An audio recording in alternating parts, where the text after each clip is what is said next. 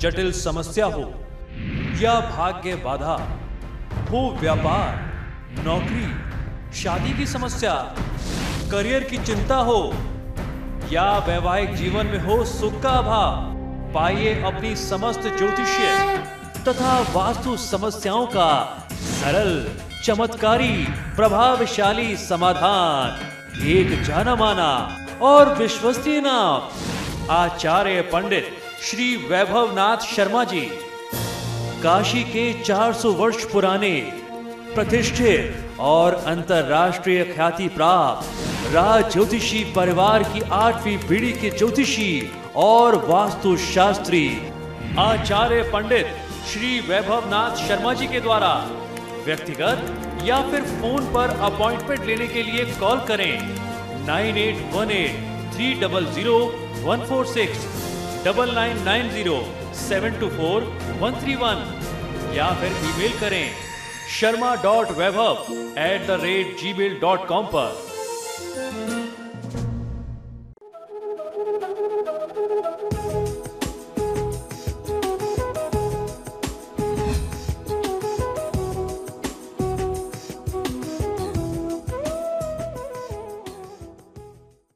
नमस्कार, स्वागत है आपका आपके सितारे में और मैं हूं आपके साथ प्राची। आज यानी कि 4 अप्रैल के दिन शुभ और अशुभ दोनों का संयोग रहेगा, क्योंकि आज के दिन चंद्र ग्रहण का प्रभाव कुछ राशियों पर पड़ने वाला है। चंद्रमा मन का कारक होता है, तो कहीं आपका मन गलती से भी ऐसा योग न बना दे जिससे अनर्थ हो जाए। ऐसे में आप क्या करें और क्या ना करें, ये हम आपको बताएंगे। इसके साथ ही आज हनुमान जयंती भी है, तो ऐसे कौन कौन से उपाय हैं कि हनुमान जी की आराधना से चंद्र ग्रहण के प्रभाव को नष्ट किया जा सके, ये आपको बताएंगे पंडित वैभवनाथ शर्मा। साथ ही जानेंगे आपका साप्ताहिक राशिफल। तो देर कैसे शुरू करते हैं आपके सितारे।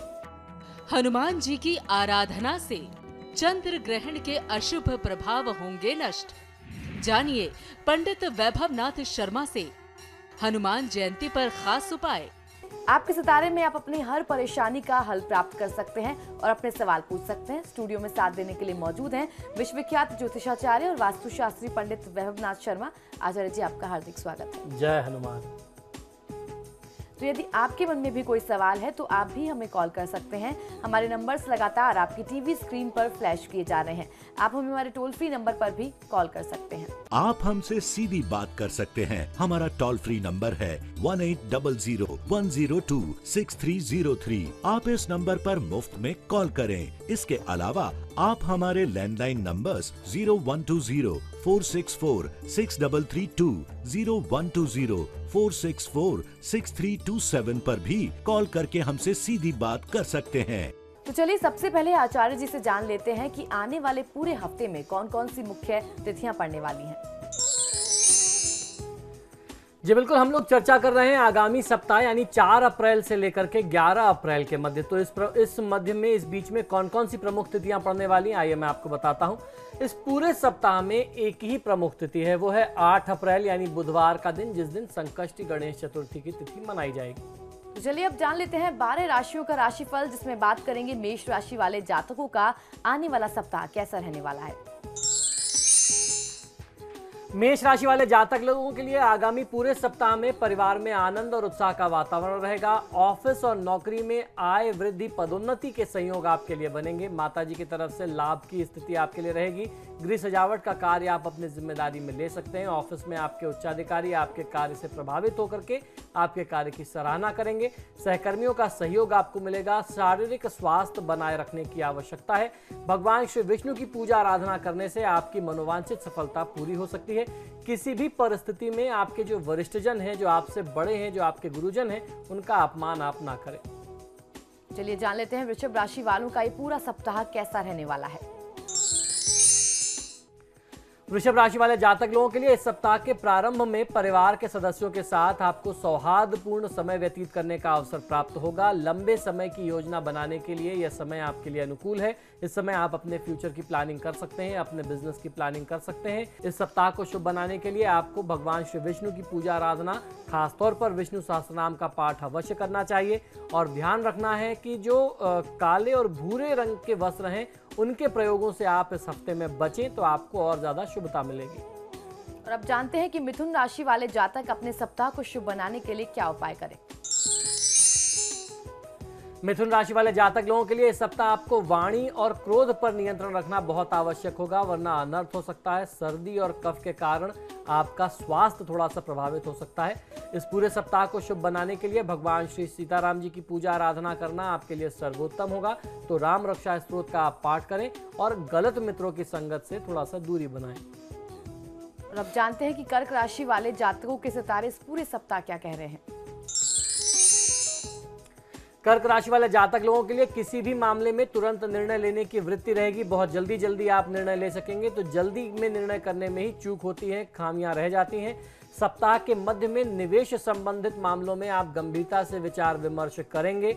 संतान का स्वास्थ्य या विद्याभ्यास संबंधित प्रश्न चिंता का कारण बन सकते हैं इस हफ्ते में। विद्यार्थी वर्ग, छात्र वर्ग को अच्छे नतीजे लेकर के आने के लिए खूब मेहनत करनी पड़ेगी, पहले से कहीं ज़्यादा मेहनत की स्थिति होगी। अपनी पढ़ाई की टेबल पे यानी अपनी स्टडी टेबल पे भगवान गणेश का एक छोटा सा चित्र या मूर्ति रखना आपको बहुत अच्छा लाभ दे सकता है। ये नकारात्मक ऊर्जा को आपसे दूर रखेगा और आपको शुभता प्रदान करेगा। और इसके साथ साथ इस सप्ताह को शुभ बनाने के लिए श्री भैरव चालीसा का पाठ कर लेना आपके लिए सर्वोत्तम होगा। किसी भी व्यक्ति से धन उधार लेने में इस दौरान बचना चाहिए। और चलिए अब जान लेते हैं सिंह राशि वाले अपने सप्ताह को अच्छा व्यतीत करने के लिए क्या उपाय करें। सिंह राशि वाले जातक लोगों के लिए इस सप्ताह किसी नई परियोजना पर अपने सहयोगियों से आपको लंबी बात करनी पड़ सकती है। खर्च की योजना भी बनाई जाएगी इस दौरान। इस सप्ताह आपके सुख में कुछ कमी आने के लक्षण बनते हैं। अभी आपके जीवन में भले ही मुश्किलों का दौर चल रहा हो, लेकिन आपको घबराना और परेशान नहीं होना चाहिए। कुछ ही दिनों में फिर से परिस्थितियां आपके पक्ष में होंगी और सारा नियंत्रण आपके हाथ में आ जाएगा। आपकी सकारात्मक सोच लोगों को आपके और ज्यादा करीब लाएगी।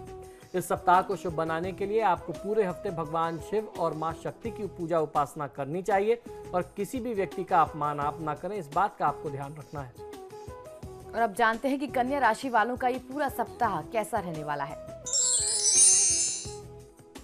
कन्या राशि वाले जातक लोगों के लिए योजनाओं और रणनीतियों का गहरा संबंध है, इसलिए बेहतर रणनीतियों के तहत योजनाओं का क्रियान्वयन करना ज्यादा लाभकारी सिद्ध होगा। प्रतिस्पर्धा में आप लोगों से आगे नजर आएंगे, लेकिन स्वयं की समस्या से आप घिरे रह सकते हैं। नए अनुबंधों से भविष्य में आपको लाभ मिलने वाला है। नकारात्मक विचारों को अपने ऊपर आप हावी ना होने दें। इस सप्ताह को शुभ बनाने के लिए देवी दुर्गा की पूजा आराधना, दुर्गा चालीसा का नियमित पाठ करना आपको बहुत अच्छा फायदा देगा। आपको भी ध्यान रखना चाहिए कि जाने अनजाने से ही आपसे किसी का अपमान ना हो जाए। और चलिए अब जान लेते हैं तुला राशि वाले जातक सप्ताह को शुभ बनाने के लिए क्या करें। तुला राशि वाले जातक लोगों के लिए इस सप्ताह दिमाग में चलती सैकड़ों बातें और अनेक तरीके के विचारों के कारण आप अपना पूरा ध्यान काम पर नहीं लगा पाएंगे, लेकिन आपको सहयोग निरंतर मिलता रहेगा। आपके काम पूरे अपने आप होते रहेंगे। लोगों के हेल्प से, उनके सपोर्ट से आपका काम होता रहेगा। रुके हुए पैसे को पुनः प्राप्त करने के योग आपके लिए बन रहे हैं, यानी बकाया धन, डूबा हुआ पैसा आपको कहीं से अचानक मिल जाए, ऐसे संयोग इस हफ्ते में बनते हैं। दफ्तर में अपने व्यवहार में आपको थोड़ी सी और सौम्यता और विनम्रता बनाए रखनी चाहिए। आपके करियर के मामले में अगर कोई आपको अनुचित सलाह देगा तो आप उससे साफ इनकार कर सकते हैं। इस समय में थोड़ा सा आपका बिहेवियर कुछ लोगों के प्रति थोड़ा सा रूखा हो सकता है। आमदनी बढ़ाने में थोड़ा सा आपको समय लग सकता है, किंतु सफलता अवश्य मिलेगी। आवश्यकता है निरंतर प्रयास करते रहने की। इस सप्ताह को शुभ बनाने के लिए ऋणहर्ता गणपति स्तोत्र का पाठ आपको करना चाहिए और बिना सोचे समझे धन का निवेश करने से भी आपको बचना है। और अब जान लेते हैं वृश्चिक राशि वाले जातकों की राशि इस पूरे सप्ताह क्या कहती है। वृश्चिक राशि वाले जातक लोगों के लिए आने वाले हफ्ते आप बहुत इमोशनल होंगे, इसलिए किसी के बोलने से भी, कुछ कह देने से भी आपकी भावनाएं आहत हो सकती हैं, आपको ठेस पहुंच सकती है। माता जी के स्वास्थ्य की चिंता आपको निरंतर परेशान करती रहेगी। अचल संपत्ति के मामले में कोई निर्णय लेना इस समय में सही नहीं होगा। परिस्थितियां आपके पक्ष में बहुत अच्छी नहीं है। मानसिक व्यग्रता और शारीरिक अस्वस्थता इस दौरान रहेगी। विद्यार्थियों के लिए समय मध्यम कहा जा सकता है। आपका स्वाभिमान भंग हो, ऐसे भी लक्षण बनते हैं। इस सप्ताह को शुभ बनाने के लिए देवी दुर्गा की पूजा आराधना आपके लिए भी सर्वोत्तम होगी। तो दुर्गा चालीसा या दुर्गा सहस्त्रनाम का आप पाठ करें। अपने कार्यों में, अपनी जिम्मेदारी में किसी भी प्रकार से आप लापरवाही मत बरतिए। और अब जान लेते हैं धनु राशि वाले जातकों की राशि इस सप्ताह क्या कहती है। धनु राशि वाले जातक लोगों के लिए इस सप्ताह आपके आसपास के सारे लोग आपकी बात, व्यवहार अथवा विचार से प्रभावित होंगे। बेहतर रहेगा कि कोई भी बात कहते समय आप थोड़ा सा सोच विचार कर लें। घर परिवार में स्थिति थोड़ी सी तनावपूर्ण हो सकती है। जो भी अनबन हो उसे सुलझा अवश्य लेना चाहिए। धन के कुछ अनापेक्षित अवसर आपको शीघ्र ही मिलने वाले हैं, लेकिन इस पूरे सप्ताह आपको अनावश्यक खर्चों पर नियंत्रण रखना बहुत आवश्यक होगा। सप्ताह के अंतिम दिन में आप कुछ आर्थिक तौर पर पाने के लिए नए प्रयास करते दिखाई दे सकते हैं। इस सप्ताह को शुभ बनाने के लिए हनुमान जी की पूजा आराधना करना, हनुमान चालीसा और बजरंग बाण का पाठ करना आपके लिए सर्वोत्तम होगा। किसी भी व्यक्ति के या किसी भी तरीके के तनाव और दबाव में आकर के कोई निर्णय लेने से आपको बचना चाहिए। और अब जानते हैं कि मकर राशि वालों की राशि इस सप्ताह क्या कहती है। सप्ताह वो क्या करें और क्या ना करें। मकर राशि वाले जातक लोगों के लिए इस सप्ताह जीवन को संवारने के सुखद पल में आप थोड़ा सा व्यस्त रह सकते हैं। लेन देन के विवाद बखूबी हल होते रहेंगे। प्रतियोगी व शैक्षणिक क्षेत्रों में उन्नति आपको प्राप्त होगी। समय आपके लिए शुभ रहेगा। इस सप्ताह को शुभ बनाने के लिए आपको शनिदेव की पूजा आराधना करनी चाहिए और शनि भार्या स्त्रोत का पाठ पूरे हफ्ते में करना है आपको। वाहन के प्रयोग में आप थोड़ा सा सावधानी रखिए, क्योंकि चोट चपेट एक्सीडेंट की स्थिति भी आपके लिए बनती है। और अब जानते हैं कुंभ राशि वालों का इस सप्ताह कैसे रहने वाला है, क्या कहते हैं उनके सितारे। कुंभ राशि वाले जातक लोगों के लिए इस सप्ताह आप हर कार्य को दृढ़ मनोबल और आत्मविश्वास के साथ कर सकेंगे। इस सप्ताह धन के निवेश संबंधी मामलों पर आप अधिक ध्यान देंगे और आपको उसका लाभ भी मिलेगा। साथ ही साथ संतान संबंधी कुछ चिंताएं भी आपको रहने वाली हैं। आप अपने जीवन साथी व परिजनों के साथ एक अच्छा समय व्यतीत करें, ऐसे लक्षण बनते हैं। सामाजिक क्षेत्र में आपका मान सम्मान, पद प्रतिष्ठा में वृद्धि हो, ऐसे लक्षण आपके लिए बन रहे हैं। इस सप्ताह को शुभ बनाने के लिए आपको भी ऋणहर्ता गणपति स्तोत्र का पाठ करना चाहिए और बिना सोचे समझे निवेश आप भी ना करें। और चलिए अब जान लेते हैं मीन राशि वाले इस सप्ताह क्या करें और क्या ना करें और कैसी है उनके सितारों की चाल। मीन राशि वाले जातक लोगों को इस सप्ताह चिंतन लेखन कार्यों में आपको बहुत अच्छी सफलता मिल सकती है, लेकिन आपको यात्रा करने से बचना चाहिए। इस हफ्ते में ऐसे लक्षण बनते हैं कि आपके ऊपर अचानक खर्चों का बोझ आ जाए। आकस्मिक खर्च की संभावना है। घर में सुख शांति लेकिन बनी रहेगी। आपको कामकाज में सफलता और यश दोनों की प्राप्ति होगी। किसी भी कार्य में आपका दृढ़ निश्चय आपको बहुत अच्छा लाभ देगा। इस सप्ताह को शुभ बनाने के लिए धनदा स्त्रोत का पाठ करना आपके लिए सर्वोत्तम होगा। पारिवारिक जिम्मेदारियों को आप नजरअंदाज ना करें। फिलहाल यहाँ रुकेंगे एक ब्रेक के लिए, लेकिन आप बने रहिए हमारे साथ, क्योंकि ब्रेक के बाद आचार्य जी बताएंगे आज का महा उपाय। तो बने रहिए हमारे साथ।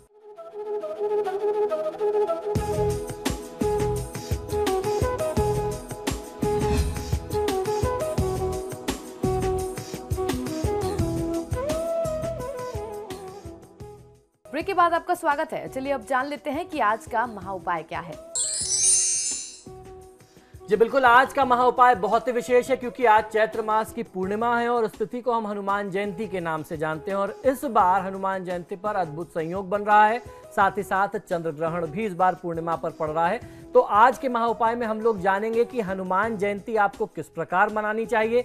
हनुमान जयंती पर हनुमान जी को प्रसन्न करने के लिए कुछ विशेष उपाय जिनसे आपका भाग्य बदल सके, हनुमान जी की कृपा आपको प्राप्त हो सके।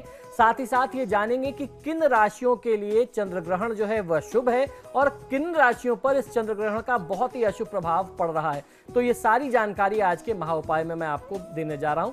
प्रत्येक मास की पूर्णिमा तिथि बहुत ही पवित्र मानी जाती है। पूर्णिमा का संयोग अपने आप में बहुत ही विशेष है। इस दिन स्त्री, पुरुष, बाल, वृद्ध जो हैं वह अपने शहर में, अपने स्थान में पवित्र नदियों में जाकर के वहां स्नान करते हैं और स्वयं को पवित्र बनाते हैं। पूर्णिमा की तिथि में घर घर में स्त्रियां जो हैं भगवान विष्णु और माँ लक्ष्मी की पूजा आराधना करती हैं, जिन्हें हम लक्ष्मी नारायण भगवान के नाम से जानते हैं। उनको प्रसन्न करने के लिए नाना प्रकार के व्रत और पूजा पाठ के कार्यक्रम रखे जाते हैं। साथ ही साथ बहुत लोग सत्यनारायण भगवान की कथा रखते हैं। ऐसा बहुत सारे घरों में हमारे भारत में प्रथा है, विधान है। और ये जो चैत्र मास की पूर्णिमा है, यह व्रत हनुमान जी की जन्मतिथि का भी व्रत माना जाता है। ये उनकी जन्मतिथि है। प्रत्येक देवता की जन्मतिथि एक होती है, परंतु हनुमान जी की 2 जन्मतिथियां मनाई जाती हैं। हनुमान जी की जन्मतिथि को लेकर के थोड़ा सा मतभेद है। कुछ लोग हनुमान जयंती की तिथि को कार्तिक मास के कृष्ण पक्ष की चतुर्दशी मानते हैं, जो दिवाली के जस्ट पहले आती है, और कुछ लोग चैत्र मास के शुक्ल पक्ष की पूर्णिमा को भी हनुमान जयंती मनाते हैं। इस विषय में ग्रंथों में दोनों के ही उल्लेख मिलते हैं, दोनों के लिए प्रमाण मिलते हैं, किंतु उनके प्रमाणों में या उनके कारणों में कहीं ना कहीं से कुछ भिन्नता पाई जाती है। इसके चलते हमारे संस्कारों में दोनों तिथियों में उसी विशेषता के साथ, उसी मान्यता के साथ हनुमान जयंती हम मनाते हैं। पहला जन्म दिवस है और दूसरा विजय अभिनंदन महोत्सव के स्वरूप में मनाया जाता है। इस तिथि पर हनुमान जी की मूर्ति पर सिंदूर चढ़ा करके हनुमान जी को विशेष श्रृंगार प्रदान किया जाता है। और आज की जो तिथि है, राम भक्तों के द्वारा स्नान, ध्यान, भजन, पूजन और सामूहिक पूजा में हनुमान चालीसा, हनुमान जी की आरती का विशेष आयोजन किया जाता है। सुंदरकांड इत्यादि का पाठ करते हैं। ऐसा करने वाले जातक दीर्घायु होते हैं, उनको हनुमान जी की कृपा मिलती है, उनके शारीरिक कष्ट हर प्रकार के दूर हो जाते हैं, उनके कार्य में किसी भी प्रकार की विघ्न और बाधा नहीं आती। इस दिन बजरंग बली की पूजा करके घड़ा तथा आटे का दान करना किसी ब्राह्मण को, ऐसा भी विधान हमारे धर्मशास्त्रों में बताया जाता है, तो आज आपको ये दान करना चाहिए। विश्व में भक्ति और शक्ति के आदर्श वीर हनुमान भगवान राम के भक्त थे। माता अंजनी के पुत्र हनुमान जी को पवन पुत्र कहा जाता है। धर्मशास्त्रों के अनुसार चैत्र मास की पूर्णिमा के दिन भगवान हनुमान का जन्म हुआ था। इस पर्व को हनुमान जयंती के रूप में पूरे देश में मनाया जाता है। रामायण के अनुसार वे जानकी के अत्यधिक प्रिय थे। इस धरा पर जिन 7 मनीषियों को अमरत्व का वरदान प्राप्त है, उनमें बजरंग बली भी एक हैं। हनुमान जी का अवतार भगवान श्री राम की सहायता के लिए हुआ था।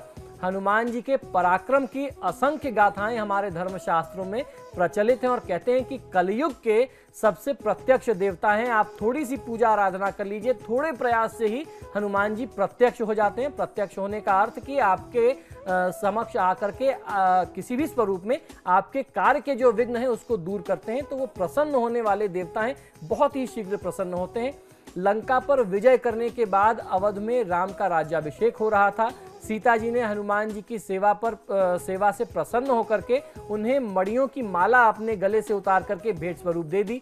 हनुमान जी ने माला को लेकर के मणों को दांतों से तोड़ तोड़ करके कुछ देखने लगे। उनमें से ये सब लक्ष्मण जी देख रहे थे और लक्ष्मण जी बहुत क्रोधी स्वभाव के थे। लक्ष्मण जी को ये बहुत बुरा लगा।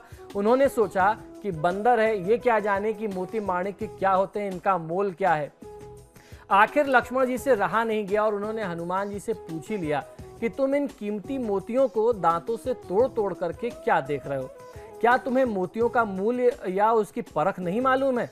हनुमान जी ने उत्तर दिया कि सुना है कि मेरे राम सर्वत्र विराजमान रहते हैं, इसलिए इन मणियों में भगवान के दर्शन करने की इच्छा से मैं इन्हें तोड़ करके देख रहा हूं। श्री लक्ष्मण जी तो क्रोधी स्वभाव के थे ही, तपाक से बोले, क्या तुम्हारे हृदय में भी राम छुपे हुए हैं? इतना कहना ही था कि राम के सच्चे भक्त ने अपने तेज नाखूनों के प्रहार से अपना सीना चीर करके अपने हृदय को खोल करके दिखा दिया। सचमुच वहां सीताराम जी विराजित थे, उनकी छवि विराजित थी। ऐसे थे राम भक्त हनुमान, इसलिए उपासक इन शब्दों से उनका स्मरण करते हैं। मनोज वम्मारुतुल्य वेगम जितेंद्रियम बुद्धिमताम वरिष्ठम वातात्मजम वानर यूथ मुख्यम श्री रामदूतम शरणम प्रपद्ये। इस प्रकार से हनुमान जी की पूजा आराधना करनी चाहिए। सुंदरकांड, हनुमान चालीसा, बजरंग बाण, हनुमानाष्टक का पाठ करें। हनुमान जी को सिंदूर और चमेली के तेल का चोला अर्पित करें। उसके साथ लाल पुष्प, लाल फल और बेसन के मोदक के अलावा गुड़ और चने का भोग लगा करके बच्चों में, ब्राह्मणों में, गरीबों में, जरूरतमंद लोगों के बीच में आपको वितरित करना चाहिए। हनुमान जयंती पर बहुत सारे उपाय किए जा सकते हैं जिससे हनुमान जी प्रसन्न हो, और एक बार हनुमान जी प्रसन्न हो गए तो जीवन में फिर कोई समस्या रह नहीं सकती। तो आइए आज मैं आपको बता रहा हूं उनमें से 3 खास उपाय, जिन उपायों को आप करके अपने जीवन में लाभ पा सकते हैं। इन तीनों में से किसी भी एक उपाय को आप यदि करें तो कलयुग में आपको उस उपाय का बहुत अच्छा लाभ मिलेगा और आपके जीवन से हर प्रकार के दुख दूर हो जाएंगे। कहते हैं कि कलयुग में सबसे ज्यादा भगवान शंकर के 11वें रुद्र अवतार श्री हनुमान जी की ही पूजा हो रही है। हनुमान जी को कलयुग का जीवंत देवता भी माना जाता है। मैंने कहा कि प्रत्यक्ष देवता माने जाते हैं। हनुमान जी अपने भक्तों की समस्याओं का निदान भी तुरंत ही तत्काल ही कर देते हैं। शनिवार को इस बार हनुमान जयंती का अद्भुत संयोग बन रहा है। यह बहुत अच्छा संयोग है। 3 उपाय आज हम आपको बताने जा रहे हैं। इन तीनों में से आप कोई भी एक कर सकते हैं और अगर सामर्थ्य हो तो तीनों उपाय कर लेना चाहिए। इन तीनों उपाय को करके आप हनुमान जी को प्रसन्न कर सकते हैं। ये 3 उपाय नींबू, नारियल और दीपक से संबंधित हैं। इस विशेष उपाय को करके बड़ी से बड़ी परेशानियों को आप दूर कर सकते हैं। सबसे पहला उपाय, यदि आप किसी भी कार्य में सफलता आपको नहीं मिल पा रही है तो हनुमान जयंती पर किसी भी हनुमान मंदिर में जाएं, वहां पर नींबू और लौंग आप लेकर के इस उपाय को करना है। 1 नींबू और 4 लौंग आपको लेकर के जाना है। हनुमान जी के मंदिर में जाकर के हनुमान जी के सामने नींबू पर ये चारों लौंग आप लगा दीजिए और उसको हनुमान जी के चरणों में आप श्रद्धा के साथ रख दीजिए और वहां रखने के बाद हनुमान चालीसा का पाठ करें या उसके अलावा हनुमान जी के मंत्रों का जाप भी आप कर सकते हैं। 7 पाठ आपको हनुमान चालीसा की करनी है। जाप और पाठ कर लेने के बाद आप हनुमान जी से अपने कार्य की सफलता हेतु प्रार्थना करें। अब वो नींबू और लौंग सिद्ध हो चुका है, इसको आप उनके चरणों से उठा लीजिए, अपने मस्तक से लगाइए और इसको अपने पास रख लीजिए। अब आपको जिस भी काम के लिए जाना है आप इस लौंग और नींबू को उसी तरीके से आप अपने साथ लेकर के जाइए, अपने पॉकेट में रख करके जाइए। आपका काम जल्द ही सिद्ध हो जाएगा, आपको उसमें सफलता मिलेगी। और जब ये लौंग और नींबू खराब होने लगे, नींबू सूखने लगे, तो आप उसको जल प्रवाहित कर दीजिए। दूसरा उपाय है, हनुमान जयंती में आपको मंदिर में जाकर के हनुमान जी के सामने नारियल से ये उपाय करना है। आपको करना ये कि हनुमान जी के सामने आप एक नारियल लेकर के जाइए और नारियल को अपने सिर के ऊपर से 7 बार उतारने के बाद आप हनुमान जी के चरणों में रख दें। हनुमान चालीसा का पाठ करें और हनुमान जी के मंत्रों का जाप करें। इसके बाद हनुमान जी के सामने ही उस नारियल को उठा करके जब आपका पाठ पूरा हो जाए तो उस नारियल की बलि आपको देनी है, यानी नारियल तोड़ देना है। नारियल आप वहां चढ़ा दीजिए, तोड़ के आप उसकी बलि दे दीजिए। आपको ध्यान ये रखना है कि इस उपाय को करते समय आपको कोई टोके ना, आपको कोई उसमें कोई विघ्न ना आए। कोई आप अकेले में इस उपाय को करें तो ज्यादा अच्छा है। किसी से इस उपाय के पहले या इस उपाय के बाद इस उपाय के बारे में आप चर्चा ना करें कि मैं एक ऐसा उपाय करने का सोच रहा हूं या मैंने ऐसा उपाय किया है। ऐसी चर्चा करने की जरूरत ही नहीं है। हनुमान जी की मूर्ति पर आपको पुष्पों की माला अर्पित करनी है और अंत में कपूर से आप आरती करके अपने घर चले आइए। तो ये रहा दूसरा उपाय। अब मैं आपको तीसरा उपाय बताता हूं। यदि आप मालामाल होना चाहते हैं तो हनुमान जी के मंदिर में प्रतिदिन आपको हनुमान जयंती से आरंभ करके रात के समय में एक दीपक जला करके आना है। हनुमान जयंती से इसको आप आरंभ कर सकते हैं और प्रतिदिन रात को हनुमान जी की मूर्ति के सामने चौमुखा दीपक जलाने के बाद हनुमान चालीसा का आप पाठ करें। चौमुखा दीपक जिसकी 4 ज्योतियां होती हैं, 4 बातियों वाला दीपक होता है, उसे चौमुखा दीपक कहते हैं। ऐसा नियमित प्रतिदिन करने से बड़ी बाधा, बड़ी से बड़ी परेशानी दूर हो जाती है। और ये उपाय आप हनुमान जयंती से आरंभ करके 11 दिन, 21 दिन या 45 दिन कर सकते हैं अपने किसी भी कार्य की सिद्धि को लेकर के, तो आपको बहुत अच्छा लाभ मिलेगा। और इस बार चंद्र ग्रहण का भी संयोग बन रहा है शनिवार को, आज की ही तिथि में। तो किन 8 राशियों के लिए यह ग्रहण ठीक नहीं है, आइए ये जानते हैं। इसी दिन भारतीय समयानुसार शाम 3:45 से लेकर के 7:15 बजे तक खग्रास चंद्र ग्रहण भी लग रहा है, जो अलग अलग क्षेत्रों में अलग अलग समय पर दिखाई देगा। दिल्ली एनसीआर में शाम 6:40 से लेकर के 7:15 बजे तक यह चंद्र ग्रहण दिखाई देगा और खग्रास की स्थिति यानी ग्रहण की स्थिति 5:13 से 5:45 तक शाम को रहने वाली है। केवल 35 मिनट तक की ये स्थिति रहेगी। भारत में चंद्रमा ग्रसित हुआ ही उदय होगा।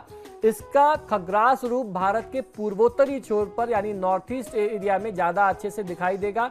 आसाम, अरुणाचल, नागालैंड, मिजोरम आदि प्रदेशों में तथा अंडमान और निकोबार द्वीप समूह में केवल 5 मिनट के लिए ही यह ग्रहण देखा जा सकेगा। चंद्र ग्रहण से 8 घंटे पहले सूतक लग जाएगा। इस चंद्र ग्रहण का सूतक 4 अप्रैल को यानी आज 3:45 से दोपहर में 3:45 से प्रारंभ हो जाएगा, लेकिन सुबह 9:40 से ही मंदिरों के कपाट बंद हो जाएंगे, जो शाम 7:15 के बाद ही मंदिरों की साफ सफाई के बाद खुलेंगे और तब जाकर के हनुमान जी की पूजा आराधना होगी। ग्रहण के समय भगवान का भजन करना, पूजन करना शुभ होता है। आप मूर्तियों का स्पर्श नहीं कर सकते, मंदिर में प्रवेश नहीं कर सकते, मन में ध्यान कर सकते हैं। इसके साथ ही सफेद वस्तुओं का दान जैसे घी, दूध, चावल और सफेद वस्त्र आदि का दान करना चाहिए। ग्रहण के दौरान गर्भवती महिलाओं को विशेष सावधानी बरतनी है। चंद्र ग्रहण का असर कुछ राशियों पर विपरीत होगा और कुछ राशियों के लिए शुभ होगा। तो वृषभ, मिथुन, सिंह, कन्या, तुला, मकर और उसके साथ साथ कुंभ और मीन राशि के लिए यह ग्रहण शुभ नहीं है। सूतक में बाल, वृद्ध और रोगी को छोड़ करके अन्य किसी को भी भोजन और शयन आदि नहीं करना चाहिए, यानी सोना नहीं चाहिए। गर्भवती महिलाओं को धारदार छुरी, चाकू एवं कैंची का प्रयोग सूतक के दौरान नहीं करना चाहिए। ऐसा कहते हैं, ऐसा करने से जो आपका आने वाला बच्चा है, आपके आने वाली संतान के अंग सिले हुए हो सकते हैं या कटे हुए हो सकते हैं, तो धारदार चीजों को प्रयोग में ना लें। ग्रहण के समय अपने आप को पूजा पाठ एवं अध्ययन में व्यस्त रखें। यह चंद्र ग्रहण हस्त नक्षत्र एवं कन्या राशि में होगा। इस कारण किन किन राशि और किन किन नक्षत्रों के लिए यह ठीक नहीं होगा, आइए जानते हैं। हस्त नक्षत्र और कन्या राशि के लिए तो ये बिल्कुल भी ठीक नहीं होगा। अब इसके बाद हम जानते हैं कि राशियों पर इसका क्या प्रभाव होने वाला है। मेष राशि के लिए यह सुखकारी होगा, वृषभ राशि के लिए चिंता देने वाला होगा, मिथुन राशि के लिए यह कष्टकारी होगा, कर्क राशि के लिए धनलाभ की स्थिति होगी, सिंह राशि के लिए हानि की स्थिति होगी, कन्या राशि के लिए घात की यानी नुकसान की, आपके ऊपर आघात हो जाए ऐसी स्थिति होगी। तुला राशि वाले जातक लोगों के लिए हानि की स्थिति है, वृश्चिक के लिए लाभ होगा, धनु राशि वाले जातक लोगों को सुख मिलेगा, मकर राशि वाले जातक लोगों के लिए अपमानजनक स्थिति रहेगी, कुंभ राशि वाले जातक लोगों को मृत्यु तुल्य कष्ट होगा और मीन राशि वाले जातक लोगों को स्त्री से कष्ट या महिलाओं को पति से कष्ट की स्थिति का सामना करना पड़ेगा। तो आज के महाउपाय में हमने जाना कि कैसे हनुमान जयंती के दिन हम भगवान को प्रसन्न कर सकते हैं, उनकी विशेष कृपा प्राप्त कर सकते हैं। बहुत बहुत शुक्रिया आचार्य जी। जय हनुमान। तो फिलहाल आपके सितारे में इतना ही। आप देखते रहिए समाचार प्लस।